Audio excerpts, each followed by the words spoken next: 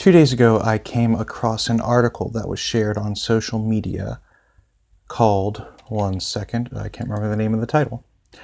Why is Anglicanism a gateway to Catholicism? And by Catholicism, they mean Roman Catholicism. I don't know who the author is. The name only given is M.H. Turner, and the only information given is that this individual is a member of an ACNA congregation, ACNA being the Anglican Church in North America, which is my province.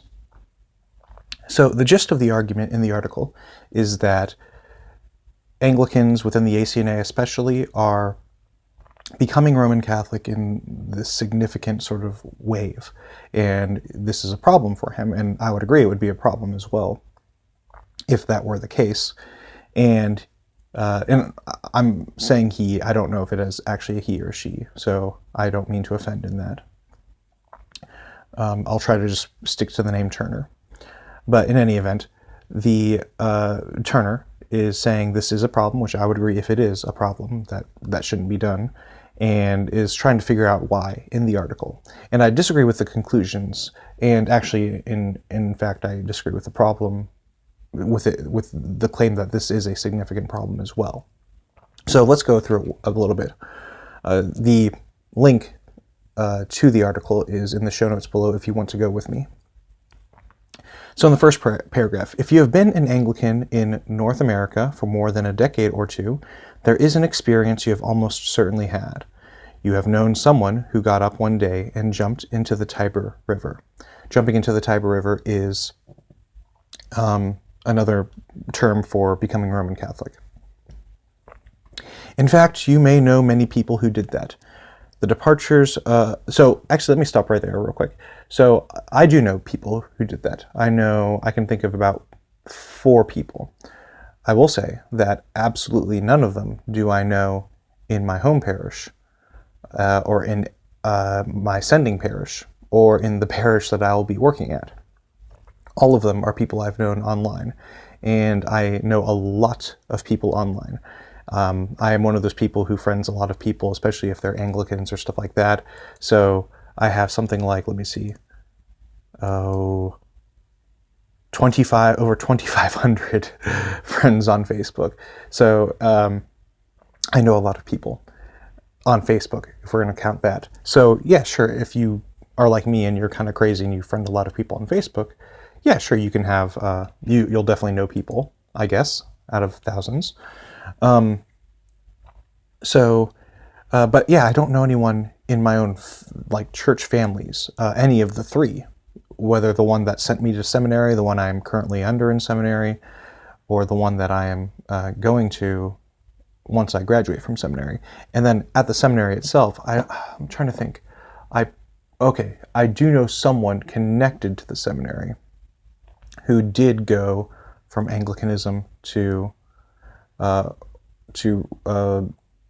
well, not Roman Catholicism. He became a Byzantine Roman Catholic, or Byzantine Papal Catholic.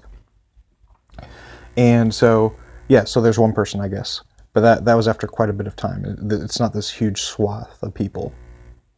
But yeah, so anyway, I challenge the idea that there is this sort of significant wave.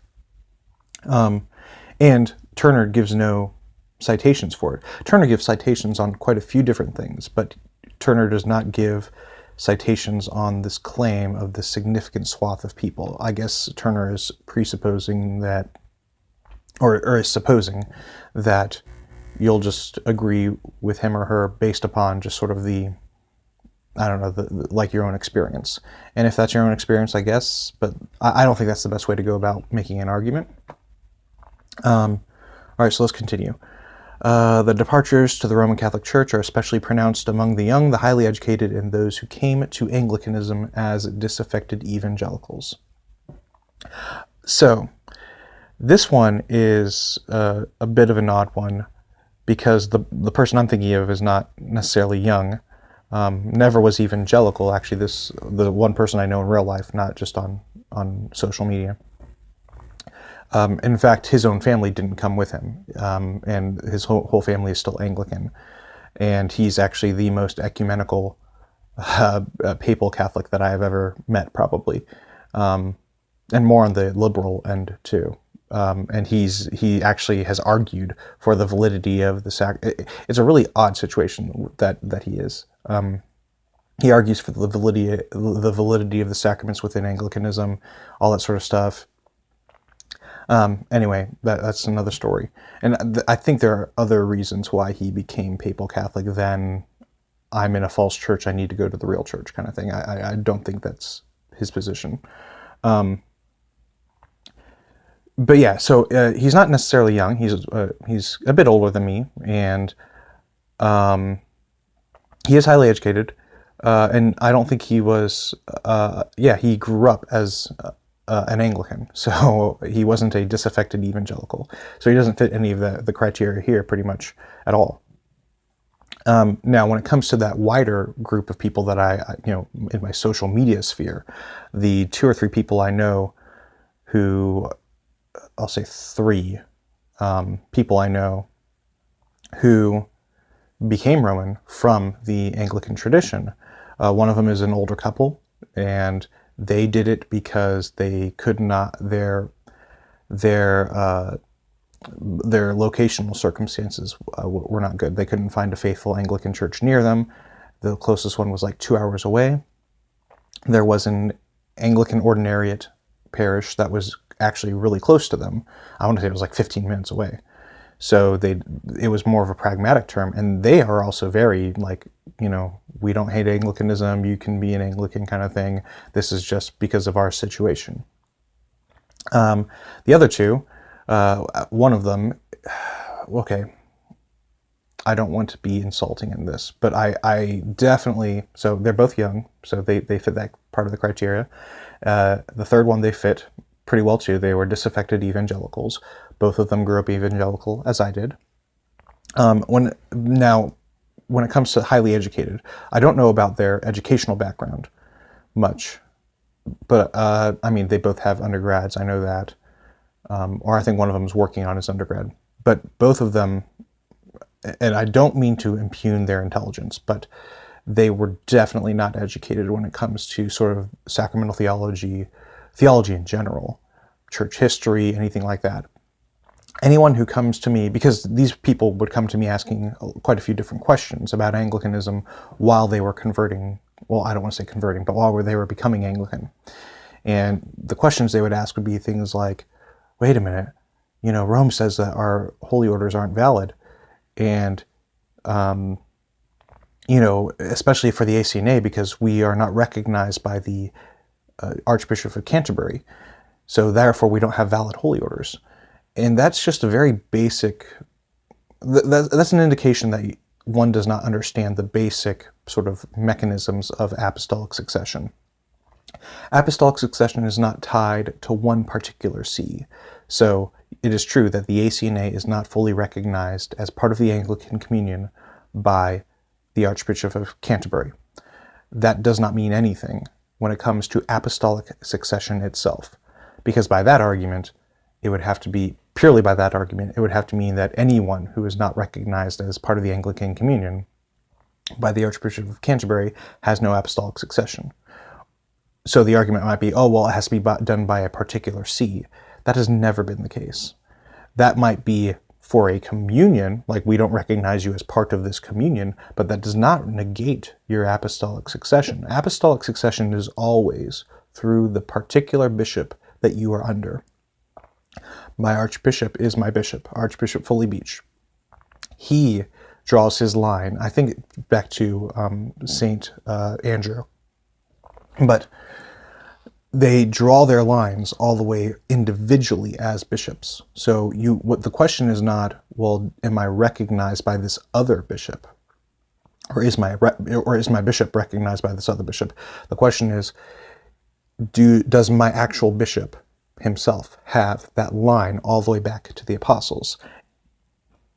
So that's a misunderstanding of how apostolic succession works. I say that to show, like, those were the sorts of questions that were being asked by these people, and just showing an indication that they don't really know quite how apostolic succession works. Things like the sacraments, they'd be like, oh yeah, well, we believe transubstantiation just like the Roman Catholics. I go, no, we believe in what we would call real objective presence. And they're like, oh, wait, well, what's the difference then? Why, if they believe it's really Jesus' body and blood, we do, what's the differences then? Well, there's quite a few different problems with it and all that sort of stuff. So, like, these were people who were, it reminds me of that story of the parable of not the wheat and the tares, but the sower, where they are thrown amongst the thorns and they sort of quickly sprout up and then they die, kind of thing. And again, I don't mean to be insulting to them, but the fact is that they were really excited. One in particular I know went from, I think, like a Baptist sort of background to becoming Lutheran, to becoming Anglican, to becoming part of the Anglican ordinariate, which is part of the papal system. And then now he is SSPX, which is like hardcore fundamentalist Roman Catholic. And that was literally within like 3 years, maybe 5 years, but like just about 3 years. And so I don't think it's a problem of Anglicanism there. Like, you can't point to you went from, Baptist to Lutheran to Anglican to ordinariate to SSPX. Like that's not an Anglican problem. That's a problem with either the circumstances or the person himself, that sort of thing. There's nothing we can do about that. I spent a bit of time on that, but I think it's a really important issue to track down. There's no evidence being given here. It's just being an assertion, hoping that you agree with it based upon some vague, senses that you yourself have. Let's go on. But by no means are these the only groups. Just in the last few months, there have been high-profile conversions of older leaders in the conservative Anglican world, including a prominent rector of one of the largest parishes in the Anglican Church in North America. And this one, Turner does have a citation, and Turner's talking about the Truro in Fairfax, Virginia, Truro Anglican Church, the pastor there. That's a very interesting situation because Truro is not an Anglo-Catholic at all, and Turner is going to talk about this later on. Truro is very much an evangelical church, not an Anglo-Catholic church. And I'm not disparaging them for that. Do the Lord's work. If I've never been there, but I know that it's not Anglo-Catholic. If you're doing the Lord's work, praise God, kind of thing. Side note: I actually grew up in Fairfax when I was a kid. I love Fairfax, Virginia, Fairfax, and I was Baptist back then, so I never went to Truro. I never even heard of Truro. I would love to go back to my hometown and visit Truro just to see, because just nostalgia, I guess, even though there's no connection with the actual church itself. But yeah, sorry, I love nostalgia. So Truro, the priest there, he became Roman Catholic, yes. He's an evangelical. He's not an Anglo-Catholic, or at least the parish is not Anglo-Catholic in the least. And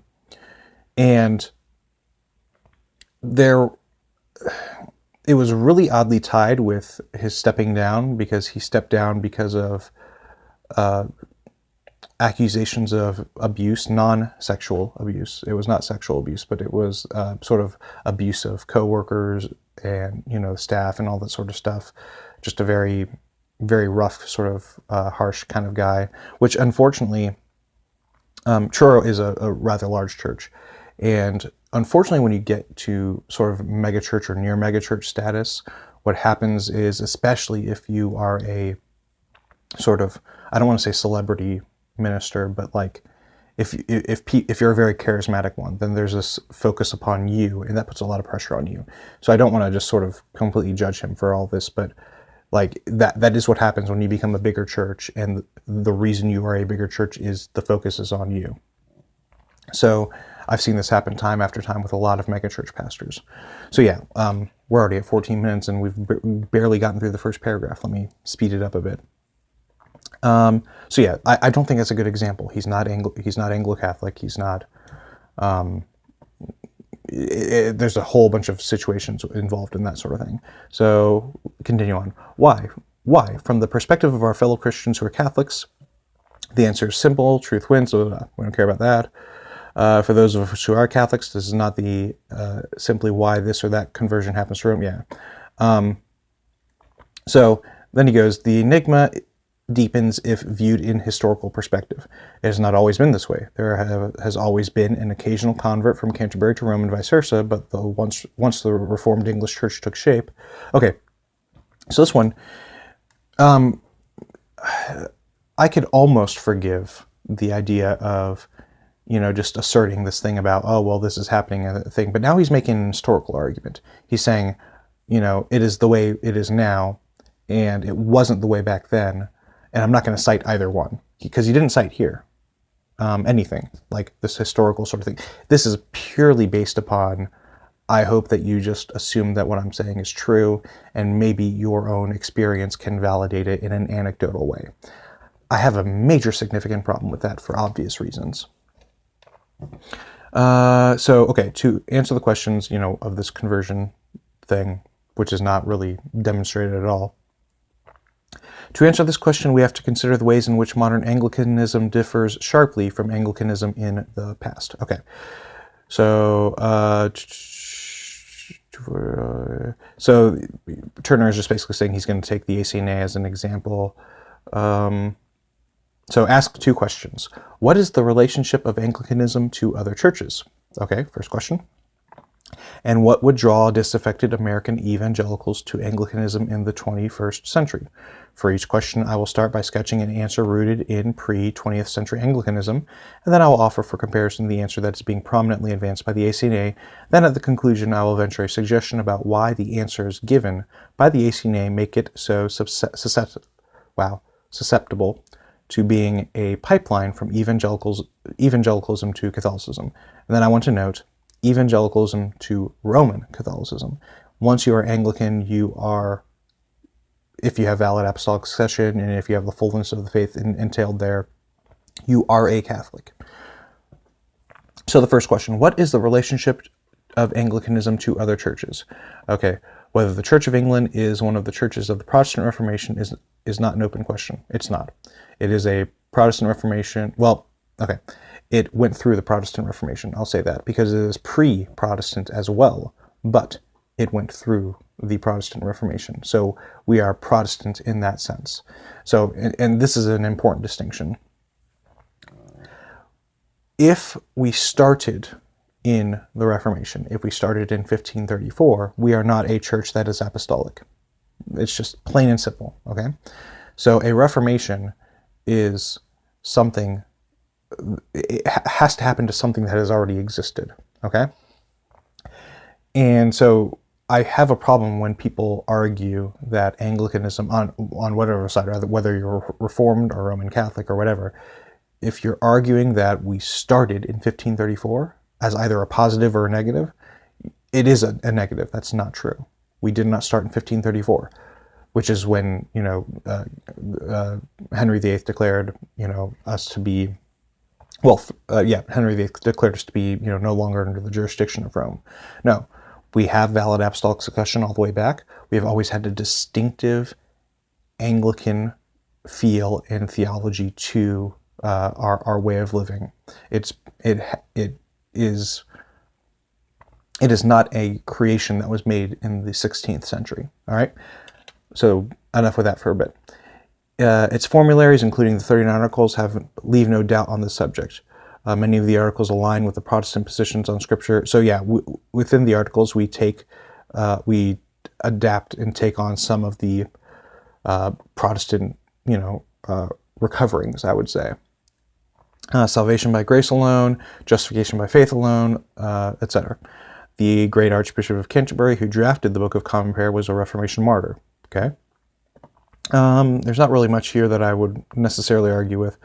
Oh, okay. Actually, this part, the very next sentence. The most widely read book of divinity in the Elizabethan and Jacobean Church was Calvin's Institutes. So, 2 points with this. The first one is that, again, no citation given about this being the most widely read. And I have a problem. If you're going to make arguments that are contestable like this, as points of your, this is an indication of something, you have to back them up. Especially if you're already, backing things up in your citations already. And that being said, so that's the first point. Second one, even if this is true, the problem is that Calvin's Institutes is actually really, in many ways, Catholic. Far more, like it's not as, quote, reformed in the modern day sense as people like to make. Modern day reformed people, especially if you're talking to a group of evangelicals, which is definitely part of the audience here, modern day reformed is thought of as like basically Zwinglian and maybe some vague notion of looking at the Westminster or London Baptist confessions, you know, and that's about it. I mean, by the time you get to the Westminster Confession, you've already watered down Calvin quite a bit. R.C. Sproul, for instance, who, I mean, he's pretty reformed. R.C. Sproul, one second. R.C. Sproul actually argued, I've seen it on video, he argued that Calvin was not opposed to iconography inherently. He was opposed to it because it was abused in the culture that he found himself in. And he would have actually been okay with iconography in cultures that were not already upraised and treating it as basically idols. And in fact, I have a friend of mine who was under him, who told me, and R.C. Sproul's passed away the past few years.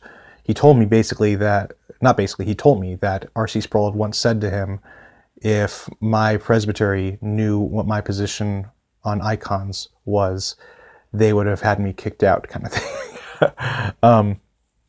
So all that to say that Calvin was not just this sort of like modern day John Piper. Like, he would have disagreed with John Piper vehemently. I've even seen arguments about Calvin being much stronger. Well, actually, I think it's a fact. He's much stronger on the Eucharist, definitely, than the modern Reformed are, and even than the Westminster Confession is. I would say, yeah, he's actually pretty strong on the Eucharist. It doesn't mean I agree with him, but I think this argument of Calvin's Institutes is wrong-headed, because I think it, whether intentionally or not, draws upon this idea of people looking at John MacArthur or John Piper or something like that and sort of saying, oh, okay, so they're basically like that. And that's not the way to look at this. The church sent a high-profile delegation of the Synod to the Synod of Dort, which signed the canons on behalf of the English Church. That's not true. That's actually, okay, so, and there seems to be a bit of wordplay here. Or maybe not, but like the problem is we never accepted it. We never accepted it. The Church of England never accepted the Synod of Dort as part of our sort of our tradition. So yeah, which is consistent with how that church saw itself as part of the international network of Reformed churches. Yeah. So okay, John Cozen, he's a Caroline divine. Quotes. They quote him. We, by the grace of God, are numbered among the Reformed churches. I actually don't deny that. I would say that we are definitely influenced and among the Reformed. Depends on what you mean by Reformed, but yeah, I wouldn't necessarily contradict that. I would say if we are Reformed, I want to say we're Reformed Catholic. I would be interested in seeing what that quote actually, like the context of it, but it's not an important thing to me. All right, true among the churches of the Reformation, the Church of England had some distinctives. Okay, yeah. Let's see, I don't think there's anything really... Okay, yeah, none of the divines of ours would have had the slightest doubt that their church was a Protestant church. Okay, yeah, I agree. Even to this day, yeah, Protestant church. Okay, so here we go. The Episcopal Church attests that it is the Protestant Episcopal Church in the United States of America. The contrary view, that Anglicanism is historically a via media between Catholicism and Protestantism, has been so often debunked, it only lives on in the potted histories for Anglican rookies. Okay, half true, half not true. If by a via media between Catholicism and Protestantism, like, I don't like that term, because I would say we are actually fully Catholic, and we are also Protestant. But so I think that is always just an unclear sort of understanding. When it comes to Roman Catholicism, this is the problem I have. You don't oftentimes the word Catholicism, especially within this article, is going to be traded off between Roman Catholicism, and like there's never a distinction made, which is why I try to always be very careful in saying in Roman Catholicism, I'm talking about the papal Catholics. If I'm talking about Catholicism, it's always going to be the greater tradition. All right. The ACNA offers a different account of the relationship of Anglicanism to other churches. It borrows the title of a famous book, Mere Christianity. C.S. Lewis, love him. I have it over there. Consider, for example,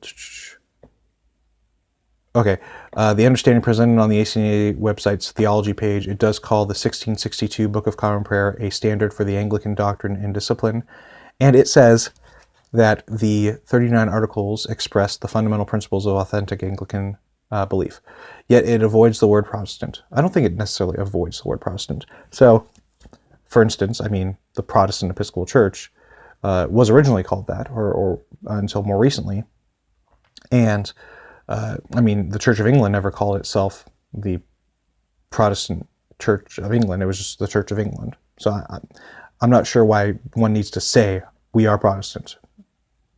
I mean, we are, but okay. Instead, it deploys a quotation from the 20th century Archbishop Canterbury Geoffrey Fisher. Here we go. The Anglican Communion has no peculiar thought, practice, creed, or confession of its own. It has only the Catholic faith of the ancient Catholic Church, as preserved in the Catholic creeds and maintained in the Catholic and Apostolic Constitution of Christ's Church from the beginning. All right, that is what our goal should be. We should not be having peculiar and unique and modern innovative claims. That's what our goal should be. That's the goal. That should be the goal of every communion. So, and we'll get into that part in a second. The page then offers this summation of Anglican theology. To be an Anglican, then, is not to embrace a distinct version of Christianity, but a distinct way of being a mere Christian, at the same time evangelical, apostolic, Catholic, Reformed, and Spirit-filled. The hint, to use the metaphor from Lewis's Mere Christianity, is that if the distinct versions of Christianity are the rooms, then Anglicanism is not a room, but the hallway. Now, I don't know if that is necessarily what they're trying to get at with this, and I'll get into that in a bit. But if that is what they're trying to get into with that Anglicanism is the hallway, then, I mean, if that is what they're trying to do, that is wrong. And if you know Mere Christianity, you know exactly why. And he'll get to that at the end. This theme in the ACNA branding appears in the title of its catechism, which is called not to be an Anglican, but to be a Christian. Maybe, you know, I don't necessarily want people to become Anglican. I've recommended people become Lutheran. I've recommended people join the Eastern Orthodox and others and all that sort of stuff.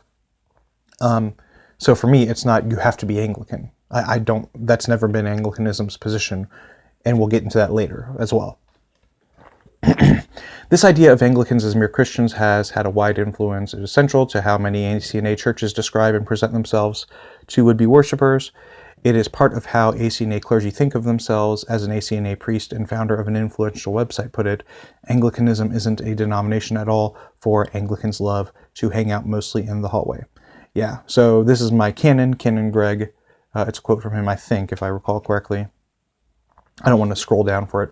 I know Canon Greg Goebel is quoted in one of these, and I think that's the one. And I mean, I would disagree with that sort of claim. Anglicans love to hang out mostly in the hallway. With all respect to him, I have respect for my canon. But yeah, I would disagree with that sort of idea. The just mere Christians idea cannot be squared with the Anglican formularies and the pre-20th century understanding of Anglicanism. Many of our fellow Christians find their beliefs distinguished and decisively rejected in the 39 Articles. The Black Rubric is never a legal, like it was actually illegally inserted into the Book of Common Prayer. I won't get into that now. Hopefully you already understand what I'm talking about with the Black Rubric. And the exhortations of the communion service. These Christians, including Roman Catholics, Eastern Orthodox, Lutherans, and Anabaptists, would be rightly surprised to learn that what was rejecting their views was just mere Christianity. This is putative humility, and in reality has more of hubris and self-congratulation. Okay, so this is where I need to make the distinction. My understanding within Anglicanism is that we don't want to claim that we are innovating on the faith. I already said that before.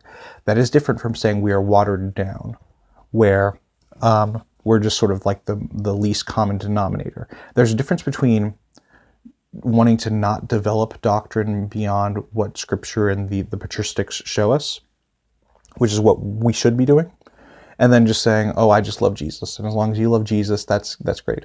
So it's the difference between being Catholic and being non-denominational. Now, if our aim is being non-denominational, that's a problem. And I'm not to disparage non-denominational, like I consider them brothers and sisters in Christ if they're baptized, all that sort of stuff. But that's not the same as being Catholic. So if we are watering it down and saying these things don't matter as long as, I'll give one real example. So a Catholic-minded Christian would say, okay, you don't need to necessarily believe, you do need to have a sacramental system. You need to understand that baptism and the Eucharist are the chief sacraments, and that the sacrament of baptism is regenerative, that the sacrament of the body and blood of our Lord and Savior Jesus Christ is the real, true body and blood of our Lord and Savior Jesus Christ. Like that is being Catholic. Being non-denominational is saying, we don't care about that stuff as long as you love Jesus. Now, we should not be this. We should definitely be this. There is a major distinction. And there are elements within the ACNA that do this, but they don't do this. You can't do both. Well, you can say this is the truth, and then I'm not going to cut you off because of these things, but you're wrong, kind of thing. But yeah, okay, so the idea that Anglicans are mere Christians is currently central to the self-understanding of the ACNA.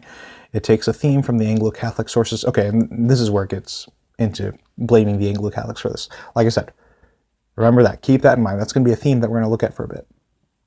This is not the same as this. Catholic is not the same as non-denominational. Those are very different things.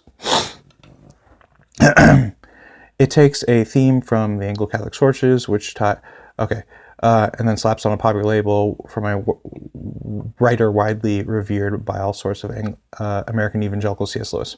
But the claim is pure P.T. Barnum, which no basis in the Anglican formularies or historic Anglican practice. Anglicanism as mere Christianity is mere marketing. So I would agree if that's what it's trying to do, and I would say that some do that. So for instance, Canon Greg, I wouldn't call him an Anglo-Catholic at all. I don't think he would call himself an Anglo-Catholic. He's much more of an evangelical, and I don't think he would even really contest that. So, or I think he would probably want to maintain a sort of balance of quote, the three streams, but I think it's hard to argue against him leaning far more evangelical. Anyway, regardless. So yeah, there's that. The second part is what would draw... Oh, and I do want to note that was part of the first thing, and he just sort of tacks on this sort of, it's an Anglo-Catholic thing. And so far, he might cite some things later, but so far he hasn't cited anything for that claim again. Now, once again, there's another thing. He's arguing that a certain thing is the way it is, and he has not cited anything. He's given no citations. He's not even given examples. So maybe he does later on, I don't recall. But let's get on to the second part. What would draw disaffected American evangelicals in the 21st century?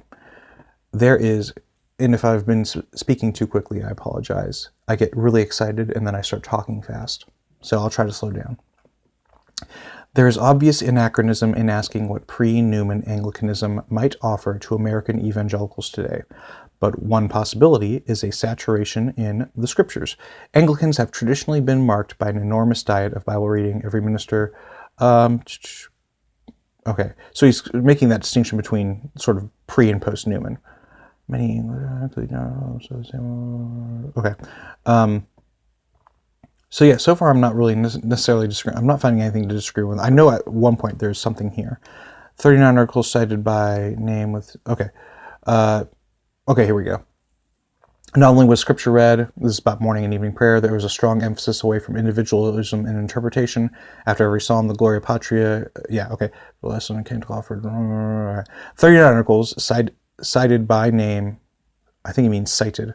The 39 articles cited by name with St. Jerome and St. Augustine on contentious questions about the canon and the sacraments, showing that Anglicans are supposed to read the scriptures with the church fathers. Okay. Widespread reading of the Apocrypha. Okay. The English reformers were, of course, not the only ones who appealed to patristic interpretation. Okay. In other words, one thing that historic Anglican practice could offer to disaffected evangelicals today is vastly more reading of Scripture and also a turn toward less subjectivity in interpreting it. That's true. I agree. And but there's another kind of appeal to tradition that is widely made by the ACNA. This is the next paragraph. And that it is central to how broad swaths of the ACNA think of what they have to offer to disaffected evangelicals. Ceremonies. Okay, this is the part that I start to disagree on. The ACNA Book of Common Prayer, the 2019 one, is replete with ceremonies that do not appear in the historic prayer book. That is a fact. I will agree that that is a fact.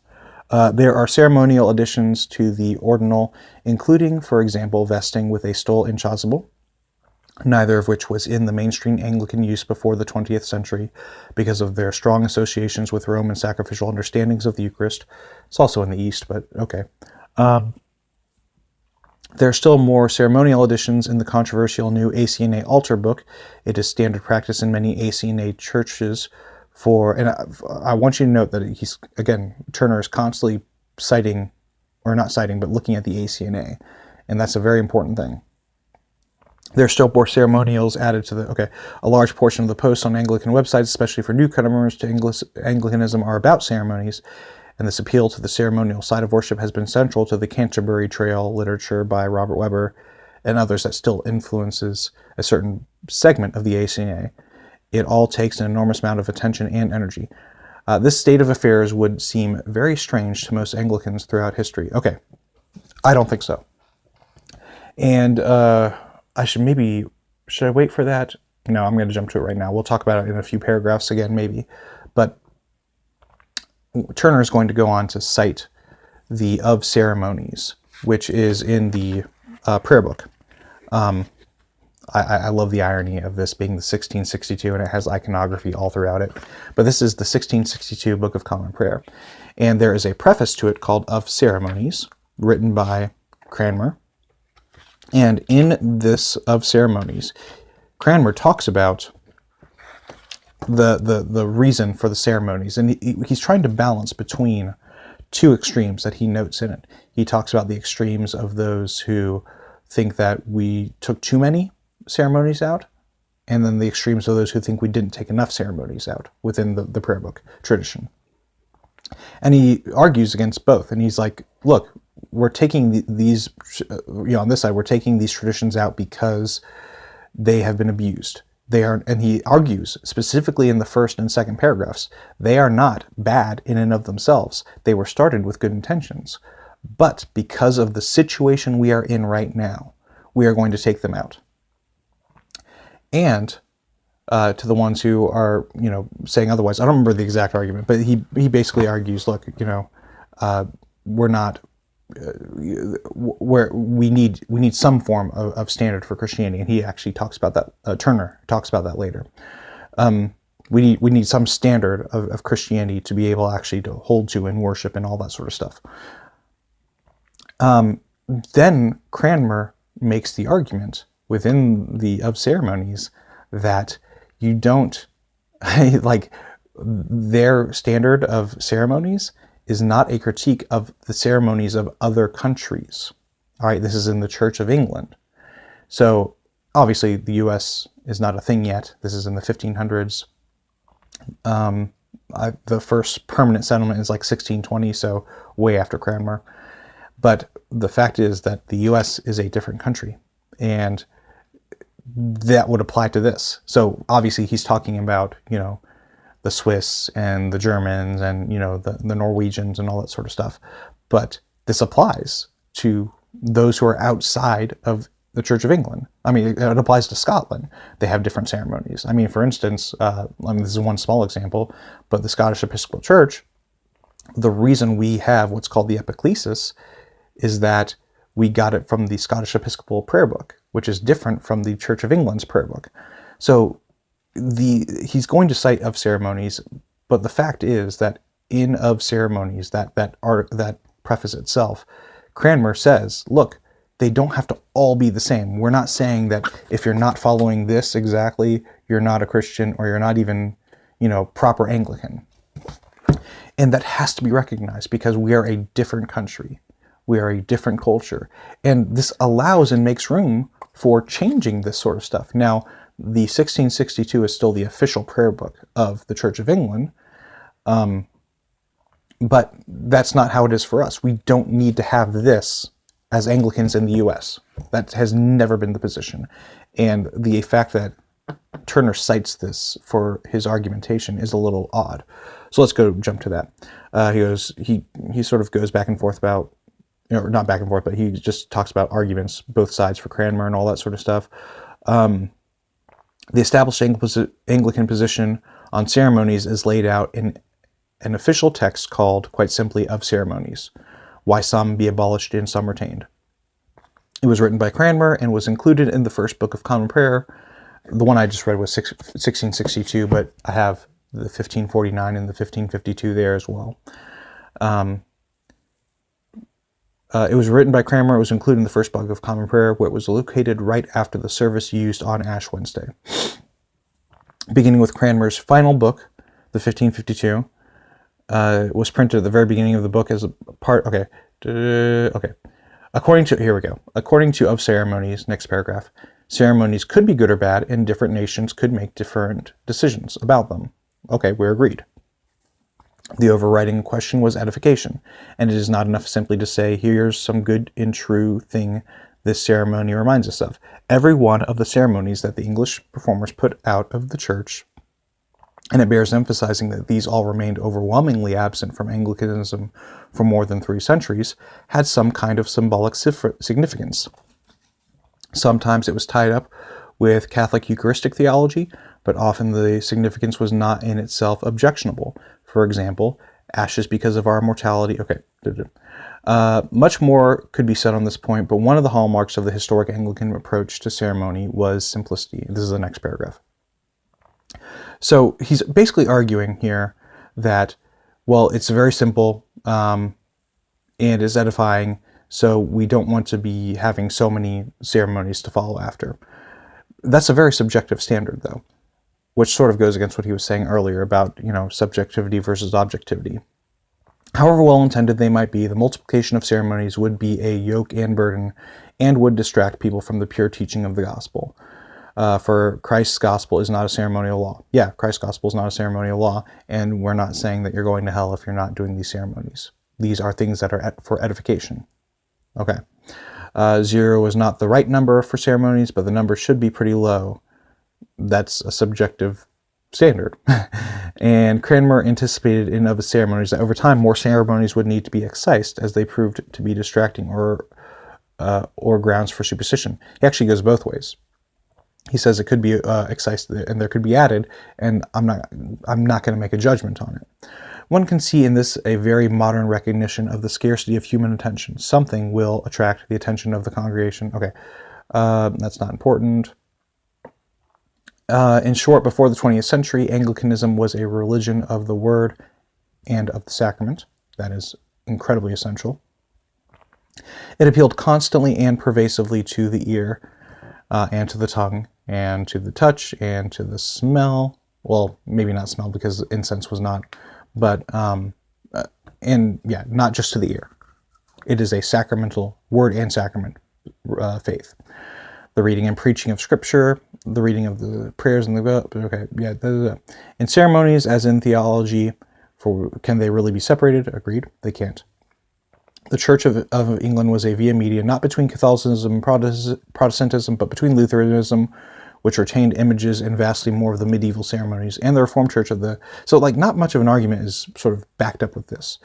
And I already talked about before, his problem with of ceremonies. Of ceremonies is saying that if you're a different country, if it's a different time, then you don't need to have exactly what, we're not saying that everything has to be exactly as back then the 1549 and 1552. Everything does not have to be like the Church of England's prayer book. We're saying there is play in the joints.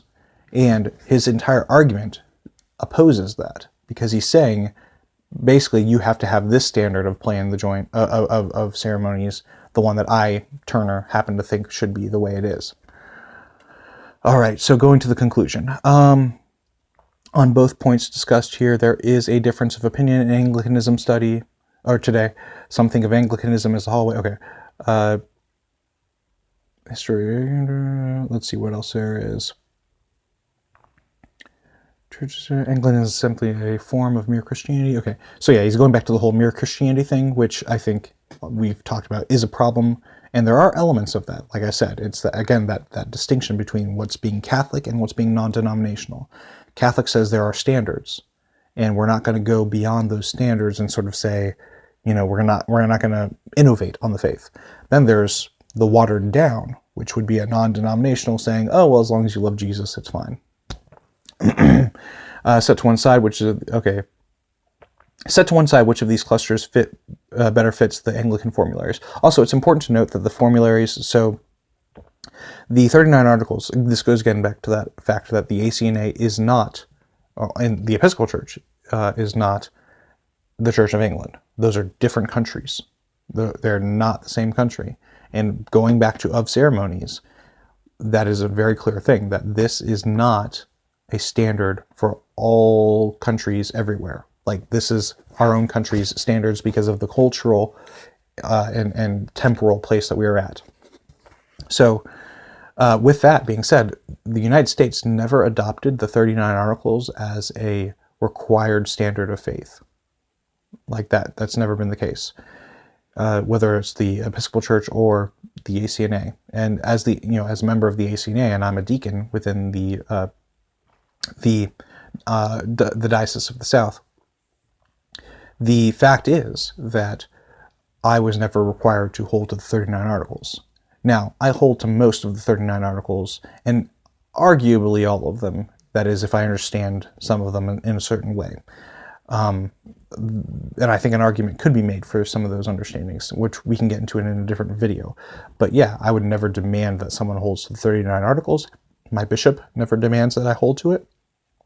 And, like I said, I have some problems with, at least with the way it's worded. Definitely within the title of one of them, of one of the articles. I think the title actually contradicts the subject matter, the content of that article. But that's another video for another time. But yeah, the ACNA is a different country, and you cannot go to the Church of England and say, well, these are the standards that the Church of England had, things about no chasubles and, making the sign of the cross except for at baptism, all that sort of stuff. No, like those are their practices because that is their cultural moment and that is what they are reacting to. For us, we are in a different country, different context.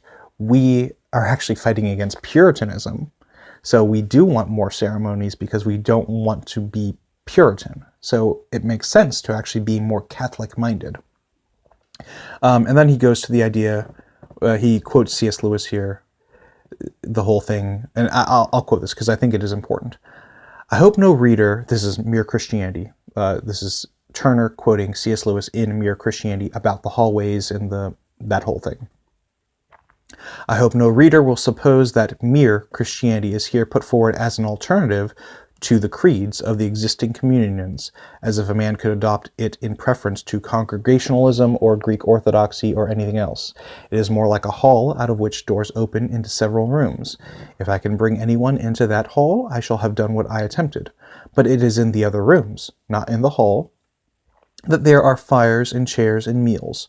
The hall is a place to wait in, a place from which to try the various doors, not a place to live in. For that purpose, the worst of the rooms, whichever that may be, is, I think, preferable. Now, I wholeheartedly agree. If we are going to be Anglicans, we cannot be the hallway. Now, the hallway is that non-denominational thing, not the Catholic thing. As an Anglo-Catholic, I am not saying, oh, it doesn't matter what you believe as long as you love Jesus. As an Anglo-Catholic, I say, I can call you a brother if you disagree with me, but baptism regenerates. And that's in our formularies. That is explicitly in our formularies, by the way. The sacrament of the Eucharist is the body and blood of Christ. Apostolic succession is important. You know, the episcopacy is important. It's part of the plene esse, I would say. Part of the fullness of the church, basically the full for the essence. So that is different from saying, oh, well, as long as you love Jesus, that's good. That is the non-denominational part. That is the hallway. And again, that's not bad because it gets you to the other rooms. But yes, then you need to get into the other room. And there's this big room called the Catholic room. And people, like Roman Catholics, have one foot there, but then they have another foot in their papal, uniqueness. My goal is to be as much in that Catholic room as possible. So I have to look at what the patristics taught. I have to look at what Scripture teaches. And I have to look at that interpretive lens and then work from there and not innovate on the faith. The innovating of the faith is actually found in the non-denominational part. In a sense, if it says none of these other things are important.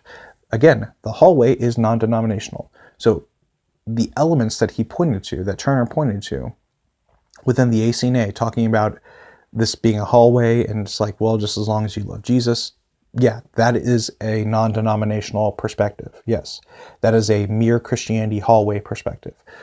That's not an Anglo-Catholic thing, and he didn't cite any Anglo-Catholics that I recall. The closest he got to was claiming, I think it was Archbishop Jeffrey Fisher. That was the one quote I think he made, where, well, Archbishop Jeffrey Fisher said that Anglicanism doesn't claim unique theology.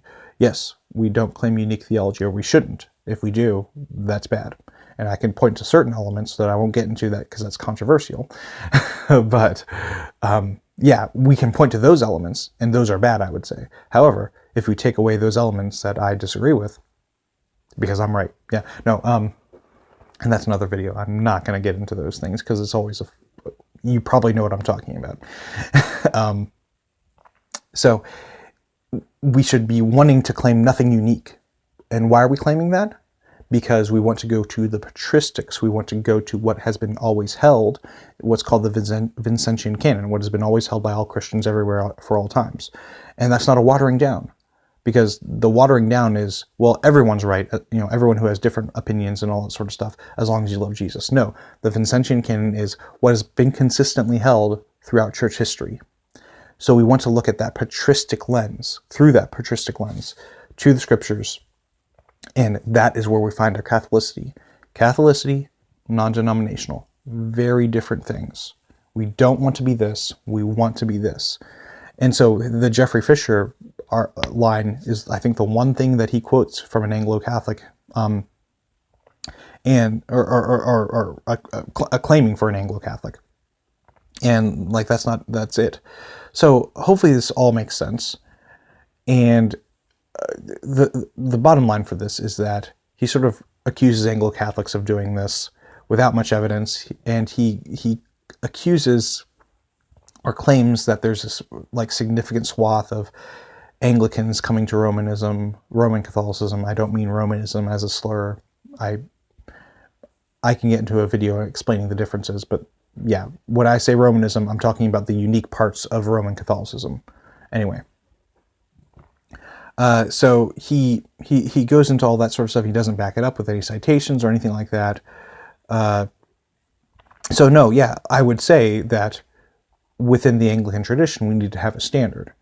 Now, I would say the best standard is the prayer book, and we have, the one that I use, that my parish uses, my sending parish uses, is the 1928 prayer book.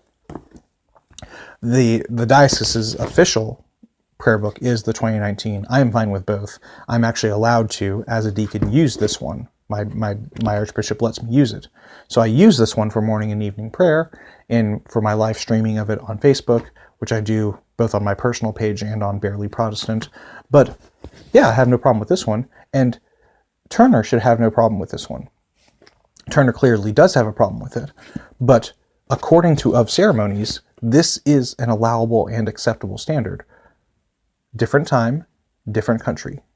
So this is, yeah, this is more Catholic-minded than elements of the 1662. And this one I would say is not perfect, but no one would ever say a prayer book is perfect. I mean, other than the Psalms. The Psalms are a prayer book of a sort. So, yeah, this one is perfectly fine. I prefer the 28, but I will also use this one. I use both.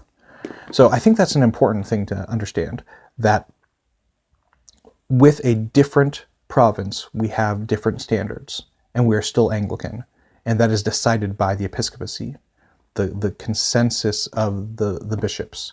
So, and that is something that's missing in this critique, because it's very much a sort of Reformed Anglican critique.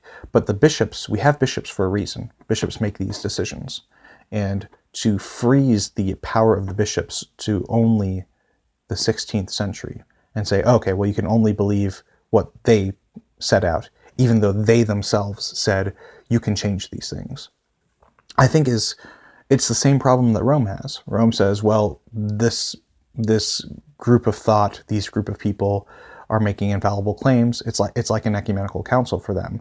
I thought we were supposed to believe that ecumenical councils were not infallible, yet we are treating the 16th century as infallible when they themselves, first of all, said that they're not infallible, and second of all, said you can change these things. So it's just an odd position. And now I'm just rambling, and I hope you enjoyed that. Hopefully that all made sense. So thank you very much for watching this very, very long video.